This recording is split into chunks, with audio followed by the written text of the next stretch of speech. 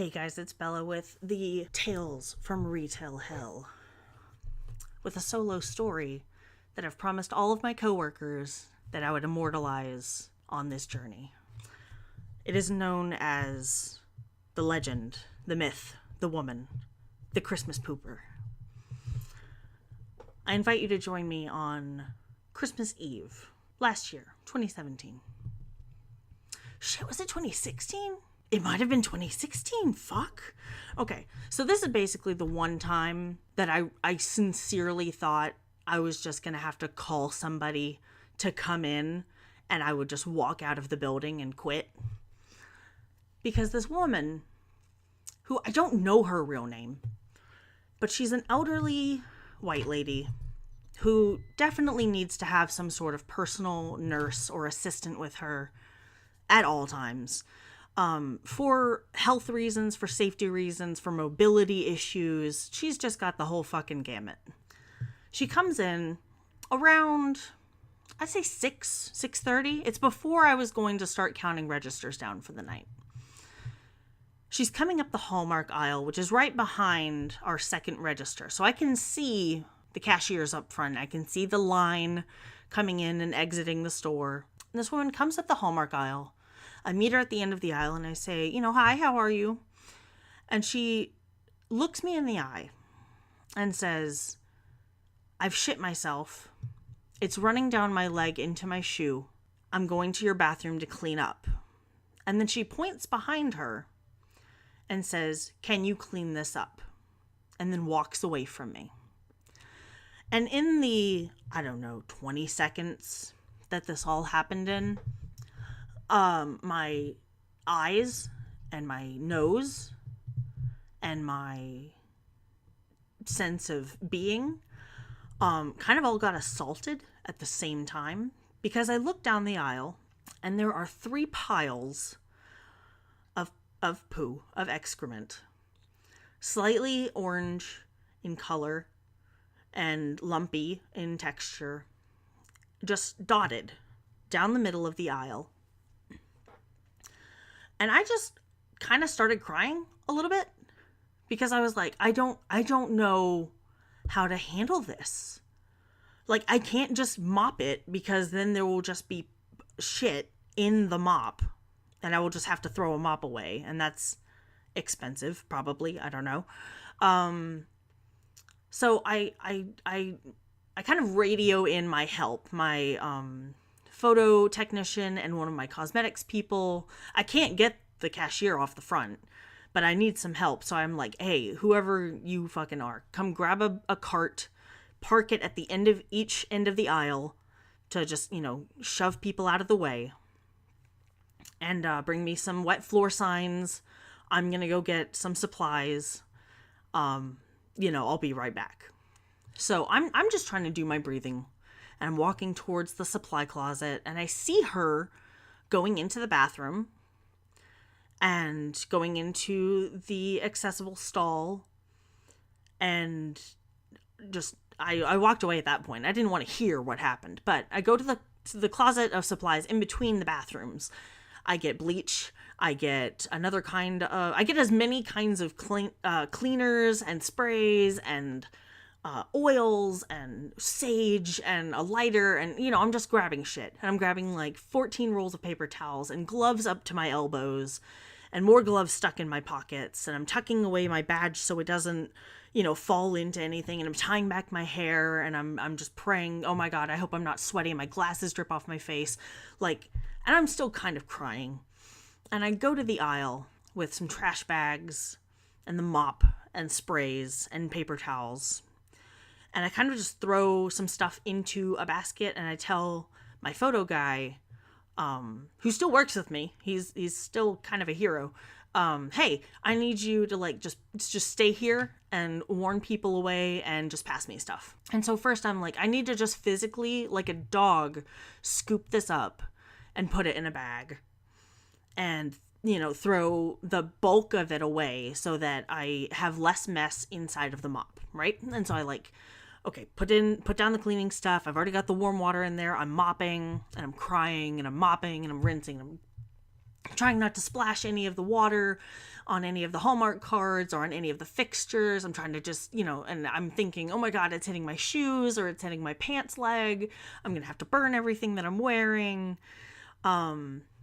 And all this time, of course, it's Christmas Eve and people are shitheads and they don't realize that it's the same fucking day every year. So they're shopping and they're trying to buy presents, and people have overrides that they need to do and they're calling me for money. But, I need you to take my badge and help me. Like, here's my password. Go do whatever people need. I'm gonna, get this done and then go be in the office. And so it takes some time. It took about like 20 minutes for me to get to a point where I thought, okay, this is clean enough. People can now walk through this aisle again. I'm leaving the wet floor signs there. I've taken off my gloves. I've thrown everything away. And my photo tech and my cosmetics person were going to go into the bathroom after she had left to check if there was any damage. And there was, which thankfully they took care of, because at this point I'm in the office and I'm full on sobbing because I'm a germaphobe and this is the worst. This is the apocalypse for me. This is the worst of the worst thing that could happen. And I seriously just kind of sat there and shook, and my hands hurt and my face was red, and I'm just like, I can't fucking believe that this just happened. Like what the fuck? So I calm down, I'm throwing the trash away, and I see her outside in the aisles continuing to shop in the store after pooping herself in public. And I need everyone to understand the level of crazy that's going on here. And I don't like to throw that term around because I know that disability and mental illness is a serious, there's nuances, and we shouldn't just lump everyone under this fucking umbrella term, but this is insanity. Pardon me. If I pooped in public outside of a bathroom, I would pack my bags and move away. I would leave the state because, that's a level of embarrassment that I just am not able to quantify in my head. And she's not only not embarrassed and shopping, but has the audacity to ask me, did you get that? Is everything okay? Did you clean it up? And I'm like, yeah. And I just walk away because if I stayed, I was going to say something horrible to this woman. And, and my night went on. I was very late getting registers counted, and I was very late going home. But my relief comes in, the overnight crew comes in, and I'm just like, I need to go. I have to go right now. I'm sorry. Bye. And I just leave. And I showered, I think, twice that night, and just kind of laid there what the fuck is happening? But the real kicker, is that she's come in after that. A month or two after Christmas, I've seen her shopping, and I've helped her shop with her friend, and she doesn't seem to recognize me or remember the event at all, or if she does remember it, she doesn't care.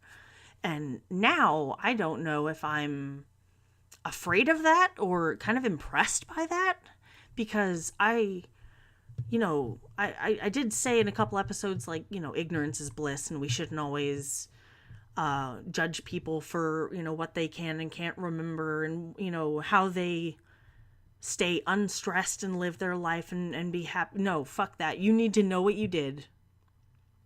I need to know your name so that I can call the police if you come back in and tell them hey, she's not allowed here ever.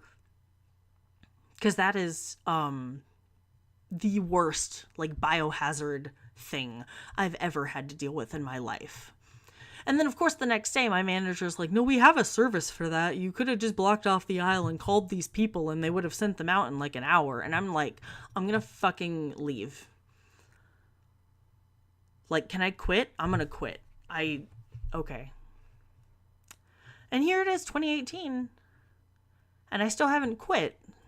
So I don't know if I've just gotten better at dealing with horrible things, or if they're just so frequent now I don't have like a good enough balance to what's normal and what's not normal anymore. I don't know. I know this episode's not very long at all. It's only going to be about 12 minutes, 13 minutes. But I needed this to happen. I needed this to be told. I need it off my conscience and out of my heart so that I may have a chance to move on. And I know nurses and firefighters and EMTs and shit, they deal with way worse crap. But literally, I'm not paid enough to deal with this. And neither are you. Thank you for listening.